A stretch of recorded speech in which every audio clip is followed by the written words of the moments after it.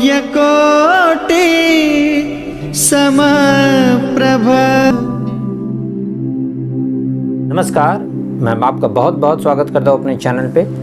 आज इस वीडियो में मैं चर्चा करने जा रहा हूँ उन लोगों के लिए जिनके विवाह में समस्या आ रही हो। मैंने विवाह के लिए और भी पहले भी उपाय बताए हैं, लेकिन मैं फिर से एक उपाय बता रहा हूँ क्योंकि ये उपाय भी काफ़ी कारगर है और हमारे वेदों में बहुत तरह के उपाय हैं। तो उन उपायों का बीच बीच में मैं आप लोगों के सामने यथाशक्ति यथासंभव लाने की कोशिश करता हूँ। तो जिनके विवाह में समस्या आ रही हो, चाहे प्रेम विवाह हो या फिर सामाजिक अर्थात अरेंज मैरिज हो या फिर लव मैरिज हो, दोनों में ही अगर किसी भी तरह की समस्या आ रही हो तो उसके निवारण के लिए, और आपको अपनी कुंडली के बारे में पता ना हो और आपने विवेचना नहीं कराई हो, उसका सटीक कारण नहीं जानते हो, तो ये उपाय आप कर सकते हैं।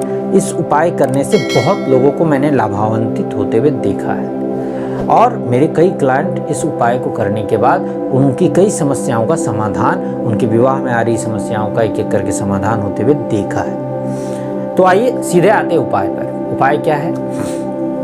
उपाय है, जब चंद्रमा पूर्णिमा की ओर बढ़ता है उसे हम लोग शुक्ल पक्ष कहते हैं, और जब चंद्रमा अमावस्या की ओर बढ़ता है तो उसे हम लोग कृष्ण पक्ष करते हैं। तो शुक्ल पक्ष की एकादशी से, किसी भी शुक्ल पक्ष की एकादशी से ये उपाय प्रारंभ करना है।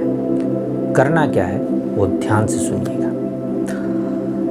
एकादशी के दिन एक पीले रंग का कपड़ा लेना है, उसमें 3 हल्दी की गांठें, शुद्ध हल्दी की गांठें आपको ले लेनी। उस पीले रंग के कपड़े में 3 शुद्ध हल्दी की गांठें को रख कर और उसे पीले रंग के धागे से या फिर मोली से लपेटकर बांध लेना है, जिससे कि वो गांठें ना गिरे, क्योंकि ये आपके साथ 3 दिन तक रहेंगी। और वो कपड़ा इतना बड़ा लेना है कि उसे आप कहीं पर बांध सकें, अर्थात अपने बाजू में बांध सकें, अपने गले में पहनना चाहते हैं तो गले में पहन सके, लेकिन किसी भी तरह वो आपके साथ शरीर में सटा हुआ रहे, ऐसा ही आपको देखकर लेना है। उतना ही बड़ा कपड़ा लेना है। अब करना क्या है? एकादशी के दिन श्री विष्णु भगवान, लक्ष्मी नारायण भगवान, सत्यनारायण भगवान, श्री कृष्ण जी या श्री विष्णु भगवान और लक्ष्मी नारायण भगवान, किसी भी रूप में आपके घर में जिस रूप में भी आपने उन्हें रखा है, उस रूप में ही उनके चरणों में एकादशी के दिन सुबह उठ के नहा धोकर स्वच्छ कपड़े पहनकर उनके चरणों में इनको रख देना है। अब रख देने के बाद जो मैंने आपको बनाने बोला कि 3 गांठों को एक कपड़े में, पीले रंग के कपड़े में लपेटकर और उसे बांधकर वहाँ रख देना है। रखने के बाद आपको पूरा शुद्ध चित्त कर कर, मन शांत कर कर, आपको एक शुद्ध घी के गाय का दीपक चास लेना है और एक शुद्ध गुलाब की अगरबत्ती चास लेनी है। गुलाब की अगरबत्ती, ध्यान रखिएगा। ये करने के बाद आपको सिर्फ 108 बार ओम नमो भगवते वासुदेवाय नमः, ओम नमो भगवते वासुदेवाय नमः, बस बाबा के इस मंत्र का जाप करना है। जाप करने के बाद आप उन्हें पूरे भक्ति भाव से प्रणाम कीजिएगा और आपकी जो समस्या आ रही है वो बताते हुए उनके निवारण के लिए प्रार्थना कीजिएगा। प्रार्थना करने के बाद उनके चरणों को स्पर्श करके प्रणाम करते हुए उनके चरणों में जो आपने बनाकर पीले कपड़े वाली हल्दी की गांठ से बनी हुई रखी थी, उसे उठाकर अपने बाएं हाथ में या आपके गले में उसे पहन लेना है और इसे पूर्णिमा से लेकर, क्षमा कीजिएगा, एकादशी जिस दिन किया उस दिन से लेकर आने वाली पूर्णिमा, अर्थात 5 दिन का समय होता है, एकादशी, द्वादशी, त्रयोदशी, चतुर्दशी, चौदशी और उसके बाद फिर पूर्णिमा, उस दिन तक उसे लगातार पहने रहना है, खुलने नहीं देना है। और इन 5 दिन आपको शुद्ध और सात्विक रहना है, प्याज लहसुन तक का सेवन नहीं करना है, ठीक है। और प्रत्येक दिन आपको वही घी का दीपक चासते हुए एक गुलाब की अगरबत्ती चासते हुए ओम नमो भगवते वासुदेवाय नमः का जाप करना है। लेकिन जो आपने गांठ बांधी थी वो अपने बॉडी पे ही बंधे रहने देनी, उसे खोलना नहीं है। और जब 5वां दिन पूर्णिमा का हो, उस दिन सत्यनारायण भगवान की, लक्ष्मी नारायण भगवान की एक पुस्तक आप बाहर से ले आइएगा।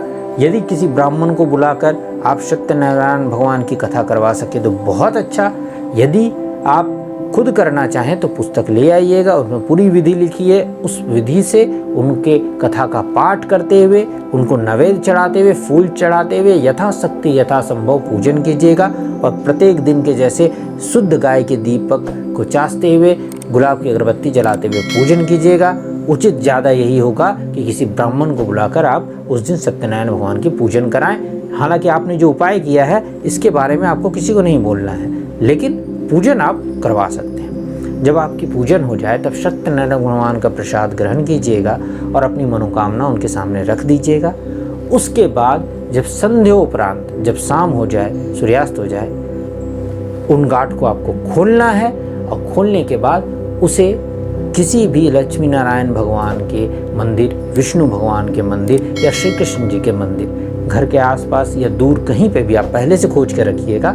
वहाँ पर जाके उन गांठों को उनके चरणों में या मंदिर के किसी भी कोने में, बस उनके मंदिर के अंदर हो, आपको रख देना है। वहीं छोड़कर आपको आ जाना है और अपनी मनोकामना बोल देनी है। बस आपका कार्य यहीं संपन्न हो गया। आने वाले 3 महीने के अंदर अंदर आप देखेंगे कि कितना चमत्कारी रूप से ये उपाय काम करता है। जो महिलाएं हैं वो मासिक धर्म को छोड़कर ही ऐसे ही किसी एकादशी का चयन करें जिसमें मासिक धर्म ना चल रहा हो। इस उपाय को कीजिए, विश्वास मानिए ये बहुत चमत्कारी उपाय है। और इसका क्या फ़ायदा हुआ मेरे कमेंट सेक्शन में अवश्य लिखिएगा। साथ ही साथ मेरे इष्ट का भी नाम लिखिएगा। और यदि आप किसी भी कारण से मुझसे संपर्क करना चाहते हैं तो मेरे स्क्रीन में दिए हुए नंबर पर ही संपर्क करें। कुछ समाज विरोधी लोग मेरे कमेंट सेक्शन में भी अपना नंबर डाल दे रहे हैं और वो धोखाधड़ी कर रहे हैं, तो उनसे बचिएगा। तब तक के लिए बस इतना ही। फिर किसी वीडियो में मिलता हूँ, तब तक के लिए नमस्कार।